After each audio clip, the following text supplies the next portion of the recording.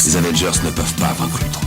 Pas seul. Oui, le professeur. Il n'y a pas de professeur ici. T'as de la poigne, point, tétard. Et clin d'œil à ma nana. Alors, certes, il y a eu des scènes de Ta panique, nana. certains préjugés. Et on descend avec le lapin blanc au fond du gouffre. Eastwood. Clint Eastwood. Qu'est-ce que c'est que ce nom à la mort moelle-meuille? Sa vie dans une école. Pourquoi vous obstinez-vous à ne pas comprendre mon action ?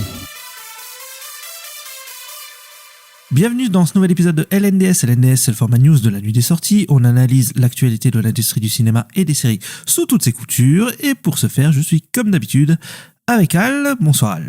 Bonsoir Ista, comment ça va ? Et ça va toi ? Ça va beaucoup mieux que notre dernier épisode où j'étais un petit peu fatigué de mon week-end, etc. Voilà, même si... T'es plus fatigué, c'est bon, t'as dormi ? C'est bon, j'ai dormi, j'ai récupéré. Je me sens beaucoup mieux pour parler des news. Voilà, parce qu'on a eu des grosses news hein, quand même, enfin une grosse news surtout. Oui. Et je te propose de démarrer directement avec Disney, puisque on a un changement de CEO. Tout le monde sait que Bob Iger est le CEO, le PDG de Disney depuis un moment, depuis qu'il est revenu, depuis que Bob Chapek est parti, donc ça fait quoi, 2-3 ans, un truc comme ça. Et il va partir. Voilà, il avait annoncé qu'il reviendrait juste pour remettre un petit peu les choses en ordre, et c'est Josh D'Amaro, voilà, le président de la division Experiences de l'entreprise. En gros, il s'occupait des parcs, si j'ai bien compris, même si je connais pas tous les tenants et aboutissants de tout ça, évidemment. Mais voilà, c'est Josh D'Amaro qui va prendre les rênes, en tout cas, qui va devenir le PDG. Et il a également nommé Dana Walden en tant que présidente et directrice de la création. Et ils vont tous les deux prendre leurs fonctions le 18 mars. Donc voilà, Bob Iger va partir pour d'autres aventures. Voilà, à la fin de l'année, il va quitter le conseil d'administration. Alors D'Amaro, il a également tenu à entretenir des relations étroites avec les créatifs de l'entreprise. C'est ce qui les différencie à peu près de Bob Chapek, en fait, d'après les rapports, etc. Donc Bob Chapek, on va dire que il y avait des retours de la part des gens qui travaillaient à Disney qui n'étaient pas forcément très positifs sur lui. Là, c'est quand même, il a l'air beaucoup plus proche des gens, mais après c'est peut-être que de l'apparence et on ne sait pas ce qui va se passer. Ça se trouve, on va apprendre des choses des années après. Ouais, mais je crois que les gens l'aiment bien là-bas, en tout cas en interne. En tout cas, oui, il y a des bons Chapek, retours. il est très mal vu, quoi. Chapek était très mal vu. C'est ça. C'est pas le cas de lui. Ouais. Les deux présidents, à savoir Alan Bergman, qui est le président de Disney Entertainment, et James Pitaro, qui est le président de ESPN, ils devraient rester à Disney, et Kevin Feige aussi devrait rester président de Marvel Studios. Donc pour l'instant, il n'y a pas de Kevin Feige qui devrait partir. Et puis, il est assez focus sur sortir Avengers Doomsday et les autres Avengers et relancer la franchise des X-Men. E-Star, voilà, on a un nouveau président, on l'attendait, il est là. Et même, de toute façon, je crois que ça fait pas mal de temps qu'on sait qu'il est dans la course. C'est annoncé. Qu'est-ce que t'en penses, même si, on ne le connaît pas vraiment. Mais bon, il a un CV, il a un passif. Qu'est-ce que t'en penses ? Ouais, j'ai regardé, c'est surtout un mec des parcs, comme t'as dit tout à l'heure. En fait, de ce que j'ai compris, il y a 3 grosses branches chez Disney. Il y a Disney Experience, Disney Entertainment, qui est plus que nous, ce qui nous intéresse nous, puisque c'est plus tout ce qui est cinéma et séries, tout ça. Et t'as Disney, je sais plus c'est quoi, c'est le sport, je crois, ESPN, oui. tu parlais tout à l'heure. Pas les chaînes télé, sûrement. Non, les chaînes télé, c'est dans Entertainment. Okay. Parce qu'en fait, justement, Dana Walden, à la base, il songeait peut-être à faire un truc un peu co-PDG avec Josh D'Amaro et Dana Walden, mais ils auraient rétropédalé à la fin. Et ils ont nommé que Josh D'Amaro. Mais tu vois, Dana Walden, ils lui ont carrément, parce que j'ai regardé l'organigramme actuel de la société, et en fait, ils lui ont créé carrément un rôle qu'il n'y avait pas dans la boîte, quoi. Ils lui ont fait elle a été promue, tu vois, et ils lui ont fait, c'est genre la vice-présidente presque, tu vois, enfin, c'est un truc comme ça, quoi. Et donc elle va être importante, je pense aussi, parce que sur le coup, elle s'est occupée de Disney Entertainment avec Alan Bergman. Sur le coup, ils étaient co-présidents là de la branche Entertainment. Donc elle aussi, va falloir suivre un peu ce qu'elle fait, parce que j'ai l'impression que elle va être sur la création. Je me demande si elle va pas avoir un rôle à James Gunn, où elle va genre tout superviser, tous les trucs créatifs. Et je sais pas si elle va pas venir tu vois, aller demander des trucs à Marvel, à Star Wars, je sais pas quoi. Là, ça commence à s'inquiéter pour Kevin Feige, parce que voilà, il y a eu les remaniements chez Star Wars. Ça bouge beaucoup chez Disney en ce moment. Donc, ouais, voilà, il se passe beaucoup de choses. Après, est-ce que Josh D'Amaro est un bon président, je sais pas, mais en tout cas, sur les parcs, il a réussi, voilà. Il a ramené beaucoup de sous. Donc, pour eux, c'est un succès, quoi. C'est un mec qui a du succès. Après, pour le cinéma, je sais pas, je pense que ça va être dans la lignée de Bob Iger, ça va être tout sur les franchises, sur les suites, etc. Je pense pas que ça va tellement changer au final. Alors, pour le coup, je suis d'accord avec toi sur Dana Walden, même si elle était annoncée comme possiblement, ce serait la première femme PDG de Disney, hein, à un moment, donc ça c'est pas le cas pour le coup, mais c'est vrai qu'en tant que présidente et directrice de la création, elle a un peu ce côté où je pense que le côté effectivement créatif, elle va beaucoup s'en occuper, quoi. Et puis Josh D'Amaro, je sais pas si le côté créatif il l'a vraiment, voilà. Après, je vais pas te mentir, tu passes de Bob Chapek, Bob Iger, Josh D'Amaro en tant que PDG, ça continue une certaine tradition de CEO, quoi. Le mec a fait les parcs d'attractions. Bon, à l'époque, on disait, Martin Scorsese, il disait que les films Marvel, c'était des parcs d'attractions. Bon, voilà. Ils ont pris carrément le président des parcs d'attractions. Ils ont un peu pris la chose un peu littéralement, peut-être. Non, je rigole, mais en tout cas, je pense pas que ça va changer grand chose, je pense, dans leur méthode de production à Disney, puisqu'ils sont déjà dans des carcans, et je pense pas que, après, peut-être que je me trompe et que Josh D'Amaro, il va lancer quelque chose, j'en sais rien, de toute façon, on verra, mais vu son CV, etc., de mec de parc d'attractions, je serais pas étonné que il soit dans la lignée de Bob Iger, etc. Donc, écoute, on verra comment ça se passe, mais c'est vrai que, ils vont rentrer peut-être dans une nouvelle ère, Disney, là, en plus, ils doivent relancer pas mal de choses, et ils ont changé le président de Star Wars, Marvel, ils doivent se relancer. Là, ils changent le président carrément de Disney en général, donc on est peut-être face à une nouvelle ère de Disney, et je sais pas, on est un peu dans l'inconnu, hein, et on sait pas comment tout ça va se dégoupiller, etc. Mais bon. Ouais, complètement, mais en vrai, quand tu fais le bilan de Bob Iger, il a quand même racheté Marvel, il a racheté Star Wars, il a racheté la Fox, le bilan il est fou quand même, hein, de Bob Iger, hein, mais après ça s'est pas bien passé avec Bob Chapek, là, pendant 1 an, puis après il est revenu. J'espère que maintenant ça va pas repartir en mode Bob Iger, non mais c'est la catastrophe, il revient dans 2 ans, tu sais, parce que ça pourrait se repasser, on sait pas, parce que Bob Chapek il venait aussi des parcs, et ça s'est très mal passé. On a un moment un peu incertain pour Disney aussi, donc effectivement on sait pas ce qu'il peut, ils sont plus aussi sûrs qu'ils étaient il y a 10 ans tout simplement, donc on verra comment la décennie suivante se concrétise. Et on va parler du nouveau président de Lucasfilm. Voilà, Dave Filoni, apparemment, la nouvelle stratégie de Lucasfilm, ce serait que Dave Filoni, il va avoir des idées créatives, parce que c'est aussi un créatif, voilà, et qu'il va aller chercher des réalisateurs pour un peu réaliser ces projets qu'il a envie de faire. Alors qu'à l'inverse, Kathleen Kennedy, elle allait voir des réalisateurs pour leur demander qu'est-ce qu'ils voulaient créer, etc. Et de créer des projets originaux, entre guillemets, de la part de réalisateurs. Et là, il y a un peu un risque, effectivement, que en fait, on n'ait que la vision de Dave Filoni. Maintenant, la vision de Dave Filoni, elle est peut-être pas limitée. Voilà, bon. Moi, j'ai ma petite idée sur le sujet, on verra bien, hein, de toute façon, voilà. Mais c'est pas forcément négatif, même si je vois le truc de peut-être que la méthode Kathleen Kennedy, c'est quelque chose que sur le papier, ça m'attire plus quand même d'aller voir des réalisateurs et de leur dire d'aller chercher, de voir s'ils ont des idées pour faire des films Star Wars, etc., des projets Star Wars originaux ou quoi. Comme ça, t'as une pluralité de visions. Mais après, peut-être que Dave Filoni, il a une vision un peu pluriel des shows, des séries, des films, etc. Et donc peut-être qu'on n'aura pas la même chose, mais possiblement aussi on peut avoir un truc à la Kevin Feige, où c'est lui qui a la vision et c'est son truc, quoi. Donc on verra comment ça se dégoupille, mais bon, moi en connaissant un peu le bonhomme, je me dis, est-ce qu'on va pas se taper du sous George Lucas pendant des années pour le coup.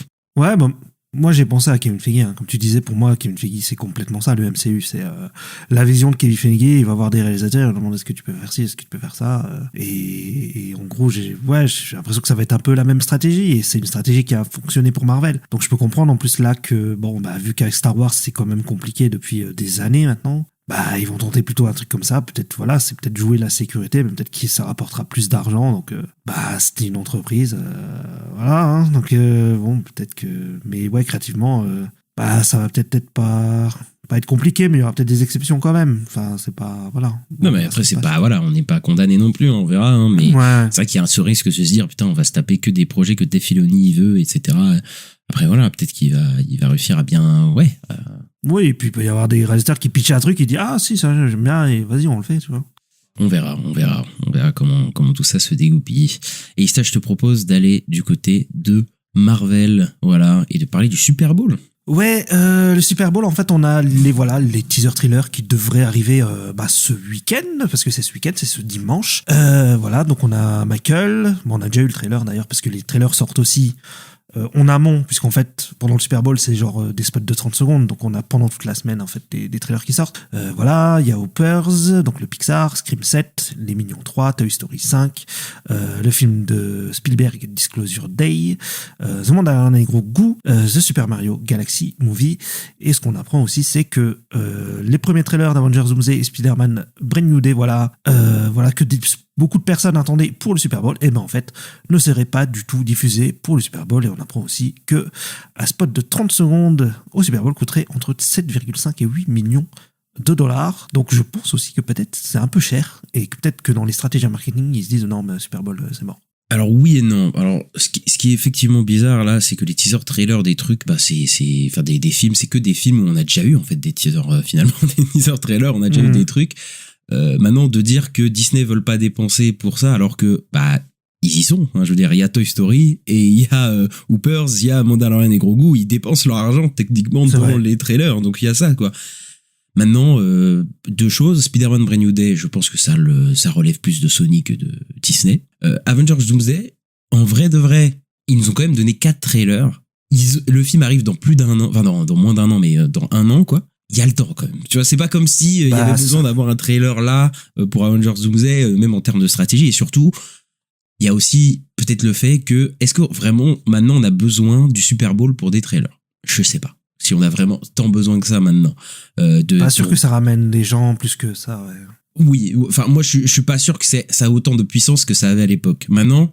Il y a encore des trailers. Donc, s'il y a encore des trailers, c'est qu'il y a encore des studios pour payer 8 millions toutes les 30 secondes pour quand même apparaître au Super Bowl. Donc, ça reste un gros coup de pub. Mais je pense que c'est plus aussi important qu'avant. Et comme je dis, Avengers Doomsday, ça arrive dans longtemps. Maintenant, Spider-Man Brand New Day, là, c'est plus, j'avoue que là, j'aurais plus attendu un trailer là. Parce que je pense que c'était là, il sort quand même dans 6 mois, quoi, le film. Donc, je me suis dit, bon, là, ça serait le bon moment. Supergirl, il y a eu le trailer. Il y a pas mal de trailers des films qui sortent cet été. Celui-là, il se fait un petit peu attendre. Je sais pas si c'est parce qu'ils ont pas encore fait le trailer. Je sais pas en fait ce qu'ils attendent pour le coup, mais ouais, c'est un peu bizarre ça par contre pour Brand New Day. Ouais, je m'attendais aussi, hein, peut-être un truc pour Spider-Man, mais ce sera peut-être le mois prochain. C'est juste qu'ils le font pas pendant le Super Bowl et que voilà, ouais, mais ça devrait quand même plus trop tarder parce que comme on a dit, bon, on a eu un trailer leaké quand même. Ouais, en plus il y a eu un trailer leaké, donc voilà quoi. Mais par contre j'avais lu qu'il y a quand même des studios qui boycottent un peu le Super Bowl, genre Apple qui mettent aucun de leurs trailers, ou Warner aussi. Je crois qu'il y aura un petit truc peut-être pour Supergirl, mais c'est un truc très léger. Alors il me semble que Supergirl c'est comme là il avait fait pour Superman, là c'est le truc des chiens là.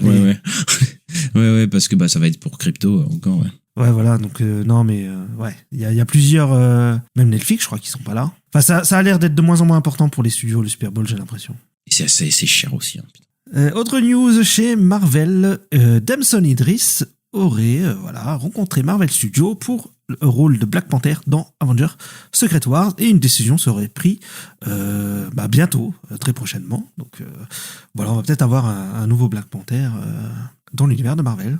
Alors ça m'étonne pas. Moi je pense que la comment elle s'appelle l'actrice qui joue Black Panther là maintenant. Letitia Wright. C'est ça, Letitia Wright. Je pense qu'elle va pas rester Black Panther très longtemps. Je pense pas que elle a autant marqué les gens que Chadwick ou quoi. Et puis ils ont déjà teasé un enfant. Puis là il y a Secret Wars, il y a des trucs comme ça. Je pense qu'effectivement ils vont remplacer, ou je sais pas, ils vont ajouter un Black Panther. Je sais pas comment ils vont faire. Ouais, ça pourrait venir des Secret Wars. Moi, je pense que ça va arriver. Je pense fort. Je suis pratiquement sûr aussi que ça va arriver. En plus, Damson Idris, il y avait des photos de lui avec le casting. Là, ils sont venus en costume. Je sais plus, c'était pour un défilé de mode ou je sais pas quoi. Il était avec eux. Voilà, il y avait le cast de Black Panther et tout.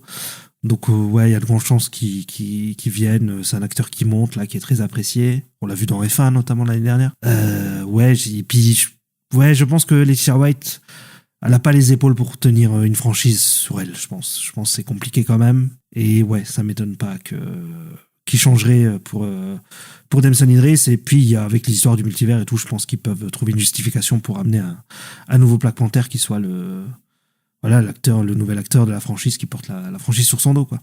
Ouais, bon, on verra comment ça se passe, mais bon, je crois que Secret Wars, va y avoir du monde, et du monde même qui a pas été introduit déjà, donc je pense qu'ils vont vraiment le séparer en deux films, hein, le truc. Hein. Moi, je pense que c'est clair. Ah ouais, bah écoute, on verra, mais il y a de fortes chances en vrai, mais c'est pas sûr. Et on va du côté d'HBO, Warner, et voilà, est-ce qu'on peut arrêter encore une fois, voilà, j'ai l'impression que je le dis à chaque fois, Robert Pattinson ne sera pas le Batman du DCU, et c'est encore James Gunn qui le dit, donc arrêtez, voilà, de croire que, voilà, non, voilà, Brave and the Bold, ça va sortir, voilà, qu'on le veuille ou non, enfin, je sais pas si ça s'appellera Brave and the Bold, là, je pense que le projet, il a pas mal muté, mais ce ne sera pas le Batman du DCU, et Matt Reeves va faire son Batman dans son coin, comme il a envie, et voilà, et c'est très bien, plus de Batman, moi j'aime bien. Oui, bah, c'est pas vraiment étonnant, de toute façon, nous, on s'en doute le projet à la base, de toute façon, c'était pas d'avoir le Batman du DCU, de Pattinson, pardon, dans Brave and the Bold. Donc voilà, hein, on attend, mais moi j'ai l'impression que ce projet-là, ils attendent longtemps quand même. Moi j'aimerais bien qu'on ait des news de Batman dans le DCU quand même. Ouais, je pense que ça va prendre un petit peu de temps, quoi. Ouais, j'ai l'impression aussi. Hein. Je pense que c'est pas pour tout de suite, et puis voilà, là il y a 2 Batman, donc voilà, je pense que c'est ça qui va prendre le pas pour l'instant dans les nouveautés, dans tout ce qui va arriver, ça va être 2 Batman partie 2, clairement. Oui, clairement, ouais. On parle de Batman, il y a un de ses ennemis. Ils vont peut-être faire quelque chose avec. Bah oui, cette année sort Clayface, voilà, de James Watkins. Et bah en fait, apparemment DC aurait prévu de donner un award push, donc voilà, de le pousser pour les récompenses de fin d'année. Bah c'est qu'ils y croient peut-être. Après aussi, peut-être que Warner a pas 50 000 films cette année à pousser aux Oscars. Bah je pense que le film de Inarritu va pas être pas mal poussé, je pense, pour les récompenses en fin d'année. Ça je le vois gros comme une maison. Après, Clayface, peut-être, c'est un film plus petit. On sait qu'il y a des films de super-héros plus petits, hein, on pense à Joker, etc., qui ont pas mal été récompensés aux Oscars, etc. Là, il y a en plus un côté technique, enfin pratique, je veux dire, les effets spéciaux pratiques, apparemment, c'est assez impressionnant ce qui se passe, et au niveau du maquillage, etc. Donc, il y a moyen que Clayface reçoive plusieurs, enfin, s'il est bien reçu, encore une fois, et que voilà, ça se passe plutôt bien, ils reçoivent pas mal de prix, hein, possiblement. Ouais, ça m'étonne pas parce que c'est un petit budget. Ouais, bah moi ça m'a fait direct penser à Joker, hein, comme t'as dit. Voilà, qui était un petit budget, qui avait cartonné, qui avait eu des Oscars et tout, puis le Lion d'Or à la Mostra de Venise et tout. Donc ouais, peut-être qu'ils vont réussir avec Clayface. J'ai l'impression que l'idée, c'est un peu de relancer un truc comme ça parce que ça va être sûrement un peu à part. Je pense que même si c'est dans le DCU, je suis pas sûr qu'on ait beaucoup de refs, tu sais, au DC Universe ou quoi. Ouais, je vois bien James Gunn essayer de sortir un film qu'on peut voir aux Oscars et tout. Parce que là, Superman s'est fait un peu boycotter, mais là, l'idée, c'est plus de faire peut-être un film d'auteur, ouais. Bah après, oui, un film plus petit, peut-être même plus concentré sur des acteurs ou quoi. Donc, il y a moyen peut-être... Bon, j'y crois pas hein, qu'ils vont être nommés, mais bon, j'y croyais pas que Joaquin Phoenix serait nommé aussi dans Joker, donc je sais pas... Je sais pas. Mais après, si le film est bien reçu, il y a moyen qu'il y ait quelques catégories où il puisse être compétitif. On reste chez Warner avec Sherlock Holmes 3, voilà. Le Sherlock Holmes 3, voilà, la suite des 2 Sherlock Holmes avec Robert Downey Jr. Eh bien, il serait de retour en développement parce que je crois que ça a été... depuis un moment, il est prévu et en fait, on n'a jamais trop de nouvelles et voilà. Et là, donc, ce serait reparti et Robert Downey Jr. reprendrait son rôle. Je suppose que ce sera Guy Ritchie le réalisateur s'ils le font. Je les vois pas le faire sans Guy Ritchie, mais bon, peut-être je me trompe. Écoute, on verra, mais c'est marrant parce que Robert Downey Jr. après avoir fait Oppenheimer, il revient chez Marvel, il revient faire Sherlock Holmes. Je sais pas ce qui se passe, mais je pensais qu'il ferait plus une carrière dans des délires d'acteurs et tout, plus Oscar, comme on dit sur les Oscars et tout, mais au final il repart dans les blockbusters, donc pourquoi pas. Moi après je suis pas trop fan des 2 Sherlock Holmes, mais pourquoi pas. C'est fou parce que Sherlock Holmes 3, j'ai l'impression que tous les 2 ans, il a relancé le projet. C'est-à-dire que je crois que le dernier est sorti 2013. Enfin, c'est un truc de fou. Ça fait 13-14 ans, un truc comme ça. Plus, je crois, non? Ah, c'est possible. En tout cas, c'est début 2010, quoi. Donc, ça fait un moment. Et c'est vrai que souvent, on entend, Sherlock Holmes 3, peut-être en développement, des discussions et tout. Et ça aboutit jamais. Maintenant, ouais, effectivement, ça fait ça fait 13-14 ans, j'en sais rien. Ça fait tellement longtemps. Moi, je pense après, il a toujours dit, je crois qu'il était chaud pour revenir, hein, mais c'est juste que ça se faisait pas, etc. Oui. Donc voilà, mais effectivement, la carrière de Robert Downey, elle est assez spéciale. Il est parti gagner l'Oscar, il est revenu. Après, tu dis, il est passé dans autre chose. En même temps, Christopher Nolan t'appelle, bon, même si t'es Robert Downey Jr., t'acceptes quand même, c'est un peu normal, quoi, pour beaucoup d'acteurs. Donc voilà, mais maintenant, enfin, de toute façon, ça fait un moment qu'il est dans des trucs, dans des blockbusters, des trucs comme ça, quoi. Donc, ça m'étonnerait pas qu'il revienne en Sherlock Holmes un moment, pour relancer un peu ce truc-là, quoi. Même si je trouve que c'est un peu tard maintenant, enfin, ça fait quand même 13-14 ans, le truc, il est mort. Regardez, c'est 2011. Donc, ça fait 15 ans. Ah oui, ça fait 15 ans. Guy Ritchie, il a plus de jus. Et maintenant ils sont âgés, quoi, voilà, Jude Law et lui, donc bon, après ils peuvent toujours faire de toute façon Sherlock Holmes peut être vieux, ça c'est pas un problème, mais bon, quand même, ça, je trouve ça fait un moment, quoi, quand même. Bon, on verra si ça développe vraiment, parce qu'à chaque fois j'ai l'impression que c'est des faux espoirs et que ça se développe et finalement pas, donc on verra bien. Mais et toi, ça t'intéresserait? Moi, en fait, moyennement, quoi, en fait. Même si moi j'aime plutôt bien les deux Sherlock Holmes, hein, de Guy Ritchie. Bah ouais, après c'est vrai, ils avaient des effets très 2000, quoi. Quand j'y repense, c'est très non, ça m'intéresse pas spécialement. Je les ai un peu oubliés, j'avoue, dans ma tête, ces films-là. Je les ai pas détestés. Je crois que j'avais préféré le 2 ou 1 à l'époque. Ouais, c'est pas des films incroyables, je trouve. Voilà, je préfère le voir dans Iron Man que dans Sherlock Holmes, moi, mais bon. Bah, tu le verras en Doctor Doom, du coup, voilà. ouais, bon, on verra ce que ça donne, écoute. Et on va parler de Game of Thrones parce que Genndy Tartakovsky, donc voilà, le créateur connu pour des œuvres comme Primal ou comme Star Wars, Clone Wars, voilà, où il réalise les Hotel Transylvania, il va développer une série d'animation Game of Thrones par rapport au Sea Snake. Donc ça, c'est les bateaux, hein, il me semble. Oui, c'est la série d'animation, il me semble, qui avait été annoncée sur les voyages de Corlys, voilà, qui est Corlys, qui est un personnage de House of the Dragon et qui ouais, sur des bateaux.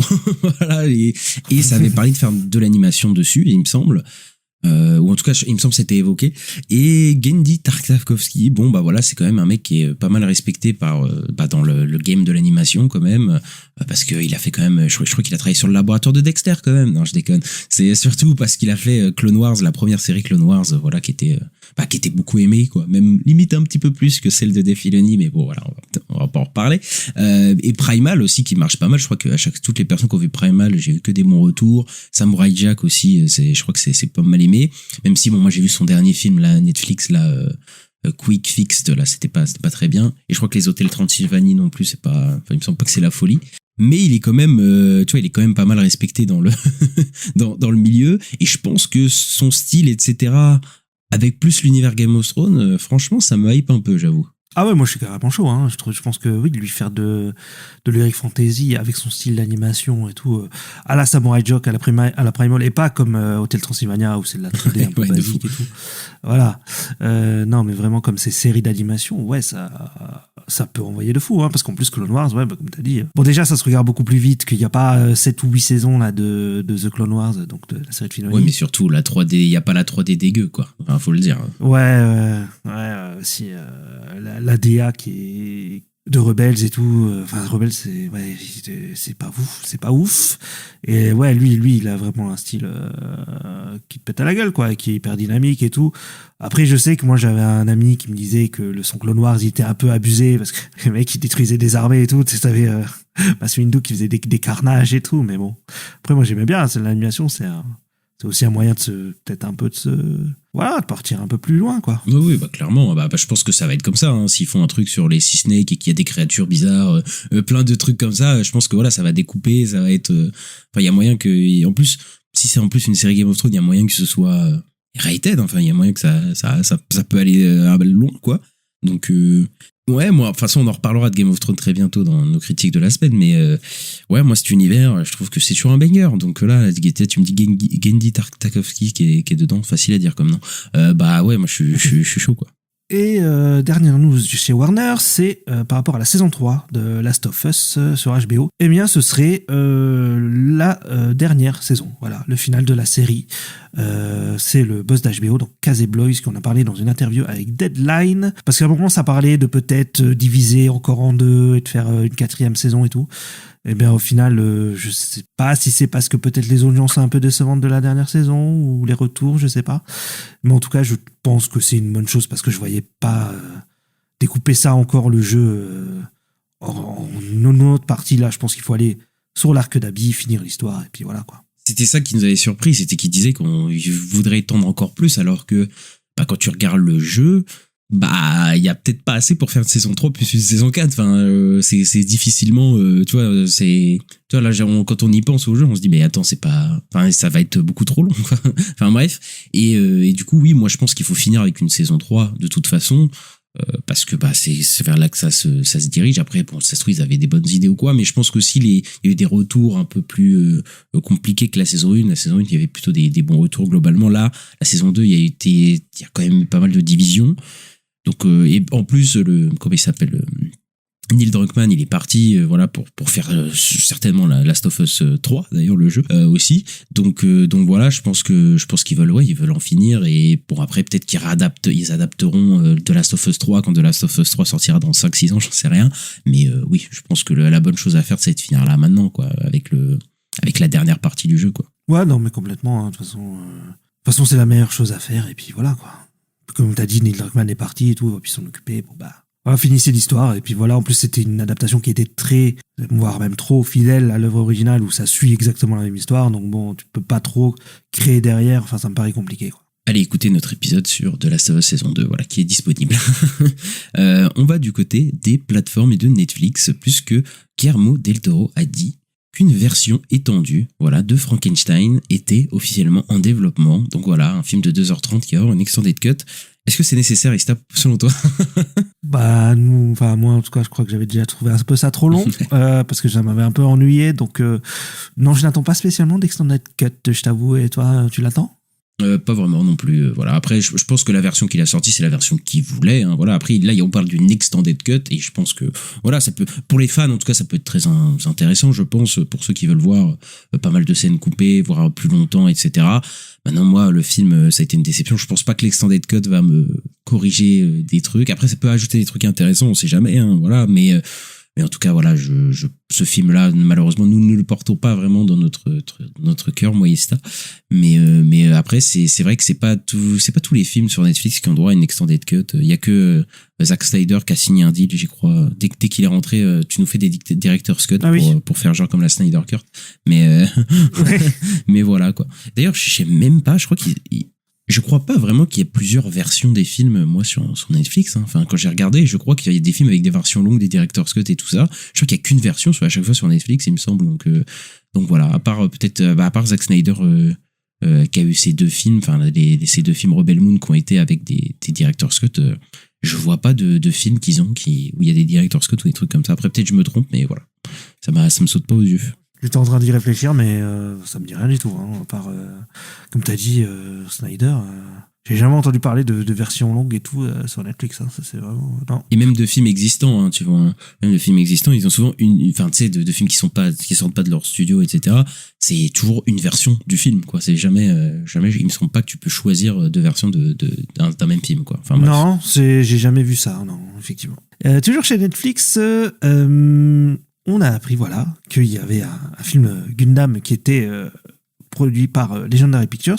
Et en fait, Netflix a signé un deal pour le sortir, parce que pour l'instant, il n'avait pas de distributeur, voilà, et on savait pas trop où ça allait sortir. Donc ça va sortir sur Netflix, ce sera avec Sydney Sweeney et Noah Centineo. J'ai l'impression que Noah Centineo, on va le voir partout, parce qu'il sera dans Street Fighter, il sera dans un film préquel de Rambo, voilà. Voilà, et puis Sydney Sweeney, on la voit aussi partout. Donc, ouais, ça peut peut-être pas mal fonctionner, mais après, à voir, parce que bon, là, on est sur l'adaptation d'un animé. Ça a toujours été compliqué, hein, les adaptations de l'animé et de manga en live action. J'attends de le voir, mais bon, écoute, après, les gros robots, on sait le faire, donc peut-être ça sera bien. Je sais pas, on verra qui fait qui fait quoi, etc. dans cette adaptation-là. Après, je pense que effectivement Netflix c'est le bon endroit, parce que moi en salle j'y crois pas du tout que Gundam marcherait, hein, vraiment pas. Hein. Je vois pas du tout. C'est comme là le Voltron, je crois c'est là qui va sortir. Ouais, Voltron, ouais. Mais j'y crois pas une seule seconde que ces trucs-là vont marcher. Hein. Enfin, peut-être moi je crois que c'est des trucs. Enfin en plus. Bon, c'est avec Gundam au Japon, je pense que si, mais chez nous, ouais. Au Japon, peut-être, mais là, on est dans le monde entier, là, en plus, Gundam, si tu fais un live-action Gundam, c'est des gros robots, quoi, donc ça coûte cher, hein, c'est pas genre juste, ça va pas genre coûter 40 millions, hein, moi je pense que ça va coûter très cher, etc. Ça, en salle, je pense que ça peut pas, enfin, je n'y crois pas que ça marche, quoi, je n'y crois pas du tout, quoi, donc voilà, ça finit sur Netflix, je pense que c'est le meilleur truc, hein, pour faire un peu parler du film, etc., pour eux. Mais c'est surtout, je pense que ça finit sur Netflix parce que ça n'a pas le choix de finir sur Netflix aussi, je pense. Donc, Bah peut-être, mais après ça va peut-être à carton la K-pop Demon Hunter ou des trucs comme ça. Hein. Peut-être que. alors à la K-pop Demon Hunter, non. Mais oui, ça peut, ça peut. Enfin, en tout cas, ça peut plus faire parler que si ça sortait en salle, quoi. C'est sûr. Voilà. Exactement. Je pense que c'est peut-être une bonne. Ouais, ça doit être c'est une bonne option pour la franchise, je pense. Pour les plateformes, on va chez Apple. Voilà, Apple qui a acquis les droits pour les romans de Brandon Sanderson. Voilà, donc il y a notamment Mistborn, donc qui va être une franchise au cinéma, et The Stormlight Archive qui va être une série télé, donc sur Apple TV, quoi. Et voilà. Et donc, écoute, Al, j'ai noté des choses. D'accord. Donc l'univers, c'est l'univers Cosmere. Mistborn, alors en français, ça s'appelle Les Fils des Brumes, les romans. Et le pitch, c'est que se passerait-il si Sauron avait gagné, en gros. Et voilà, et c'est des univers d'Heroic Fantasy. Voilà, en gros. Mais il n'y a pas Sauron dans le truc, mais c'est... Ah, ok, j'étais en... Attends, là, il y a un problème de droit, là. J'allais dire, là, attention, ça va partir loin. Donc Stormlight Archive s'appelle Les Archives de Rochard en français. Et donc Brandon Sanderson, ce qui est fou, c'est que voilà, il a fait un post Reddit et il a parlé, il a tout dit ce qu'il allait faire et tout. Et il a dit qu'il voilà, il va passer les 5 prochains mois à écrire le film Mistborn et qu'il aura le contrôle créatif total. Donc il va l'écrire, il va le produire. Même les versions finales devront passer par son approbation. Voilà, donc il va consulter tous les projets et tout. Le mec, il a le contrôle créatif total. C'est-à-dire que là, Apple, ils auraient fait un gros coup, parce que c'est un gros truc, en fait, qui est très apprécié chez les gens qui lisent de la fantasy, en fait. Et ouais, c'est un truc où là, parce que lui, il a critiqué un peu La Roue du Temps et Rings of Power. Il a dit Rings of Power, c'est beau, mais il n'y a pas de vision. Ah ouais, il a balancé. Ouais, il a balancé de fou. Et en fait, lui, il a écrit les derniers livres de La Roue du Temps. Parce qu'en fait, de ce que j'ai compris... Oui, il est mort, l'auteur, oui. Voilà, il est décédé et lui, il a repris derrière. Et il paraît que c'était bien en plus, quand lui, il a repris derrière. Et donc, il a refusé des offres avec d'autres partenaires parce qu'il sentait qu'il allait être dépossédé de son œuvre. Donc, il veut le contrôle total et tout. Donc, moi, je trouve ça fou, en fait, que le mec, il a passé un deal comme ça, où il va pouvoir tout contrôler, quoi, tout gérer, quoi. Est-ce que c'est pas le deal que George R.R. Martin aurait aimé ouais. Un peu, j'ai l'impression. Mais en plus, bah, écoutez, la recherche pour le nouveau Game of Thrones est toujours de mise. Hein. C'est un truc de fou. Hein. Tous les studios veulent avoir Netflix. Ils ont testé avec The Witcher, avec pas mal de séries d'Heroic Fantasy. Voilà, il y a Amazon qui a fait Les Roues du Temps, les trucs comme ça pour essayer d'avoir le nouveau Game of Thrones. Bon, est-ce que ça va marcher? Je ne sais pas. Voilà, maintenant... Effectivement, c'est encore une série d'Heroic Fantasy qui va coûter très cher avec un gros sûrement world building, etc. J'écoute, ça s'est cassé la gueule plus d'une fois. Maintenant, ouais. Ils ont les moyens, mais bon, Netflix avait les moyens et Prime Video avait les moyens. Donc ça veut pas dire que ça va marcher, ça veut pas dire que ça va être bien fait. Donc je vais voir. Après, il a le contrôle créatif, etc. Maintenant, c'est un écrivain encore une fois, comme je dis, hein, c'est un écrivain. C'est pas forcément un mec qui sait faire des séries et qui sait faire des films. Donc, encore une fois, est-ce qu'il va réussir à séparer un petit peu les choses, à bien adapter son œuvre? Parce que, le bouquin, c'est le bouquin, le film, c'est le film, et le livre, c'est les livres. Donc, il y a des choix qui vont être faits, il y a des adaptations. Donc voilà, on verra comment ça fait. Mais après, c'est vrai que maintenant, quand tu le dis, c'est fou quand même de voir un écrivain qui a le contrôle possiblement total sur toutes les productions qu'il va avoir et tout. Ça arrive pas souvent, quoi, d'avoir ce genre de choses. Bah non, pas du tout.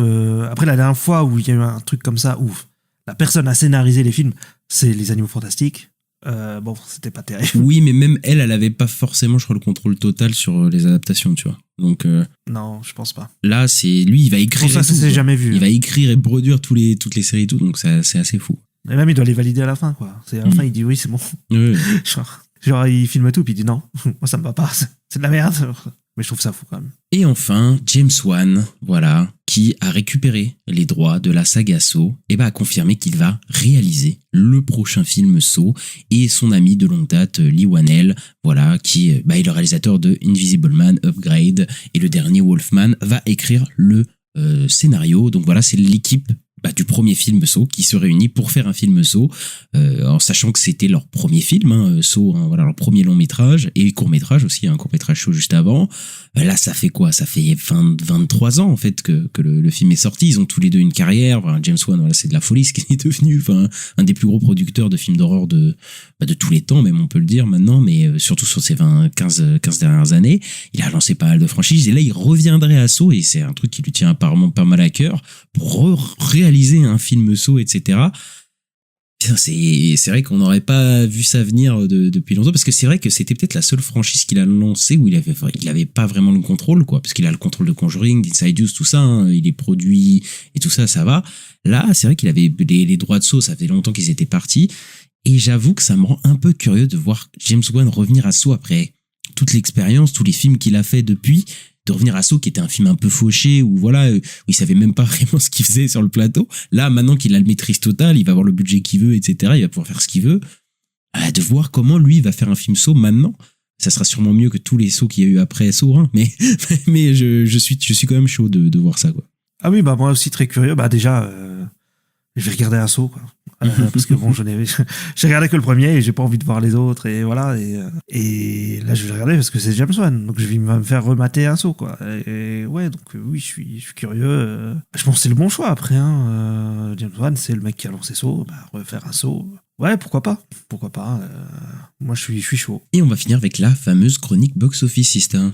Oui. Donc le film Send Help de Sam Raimi, il a gagné 28 millions de dollars sur son opening weekend au box-office mondial. Il a un budget de 40 millions de dollars. Et voilà, il sort là cette semaine chez nous, mais il n'était pas encore sorti quand il y a eu le box-office mondial. Donc il y a des marchés qui n'étaient pas encore, qui n'avaient pas encore le film. Je sais pas, je pense que c'est pas trop mal, non? C'est un meilleur démarrage que ce qui était prévu. Effectivement, il manque des marchés, en fait. Donc on verra. Maintenant, effectivement, le film a coûté quand même 40 millions, donc il doit aller peut-être chercher les 100 millions. Est-ce qu'il peut le faire?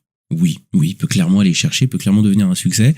Voilà, maintenant, faut voir. Les retours sont plutôt pas mal en plus, donc il y a moyen qu'ils se maintiennent plutôt bien dans les semaines à venir. Maintenant, faut voir comment, évidemment, ça se maintient, etc. Mais moi, je pense que ça peut le faire pour Searchlight, et ça serait bien que Searchlight ait ce serait bien, j'en sais rien. Mais en fait, ça fait je sais pas combien de temps qu'ils ont pas eu un succès. En fait, j'ai l'impression que ça fait je sais pas combien de temps que Searchlight Pictures, c'est un peu compliqué. Donc peut-être qu'on aura enfin un succès pour eux, quoi. Hoopers, voilà, le prochain film Pixar, voilà, qui sort et qui a pas trop de promos, que les gens attendent pas trop. Et les trackings sont pas dégueux, voilà. Ce serait entre 40 et 50 millions de dollars pour le box-office américain. Voilà. Pour comparaison, Elio et Elemental, ils ont même pas eu 30 millions de dollars dans leur premier week-end. Et ouais, ce serait plus similaire à En Avant et Coco qui a commencé avec 50 millions, mais voilà, le bouche à oreille a été tel que voilà. Donc il y a moyen que Hoopers ce soit un film Pixar qui fonctionne, un film original Pixar qui peut fonctionner, voilà. Si le bouche à oreille est bon, on sait comment ça se maintient bien, les films Pixar, les films Disney, donc il y a moyen que ça marche plutôt bien, et moi c'est ce que j'espère, parce que voilà, les films Pixar je les aime plutôt bien, les films originaux Pixar il y en a pas beaucoup qui marchent. Là, ça montrerait en plus à Disney que c'est des films qui valent le coup d'être poussés en plus. Donc ouais, moi j'ai plutôt envie que ça. En plus, voilà, il y a le style qui a l'air sympathique. Enfin, moi j'ai envie de le voir ce film. J'espère qu'il est bien, quoi, pour le coup. Et toi, Ista? Ouais, carrément, je suis curieux, mais ouais, c'est cool. C'est une bonne nouvelle parce que oui, comme t'as dit, c'est une production originale. Donc si ça fonctionne, c'est bien. Après, j'ai vu que je crois que Lightyear, ça avait commencé à peu près pareil, mais je crois que ça a été quand même un flop à la fin. Lightyear, ça pas. Après, les retours étaient pas fantastiques sur Lightyear, quoi. Ouais, c'est ça aussi. C'est après, est-ce qu'il faut voir? Faut que le film peut-être soit bon, Hoopers.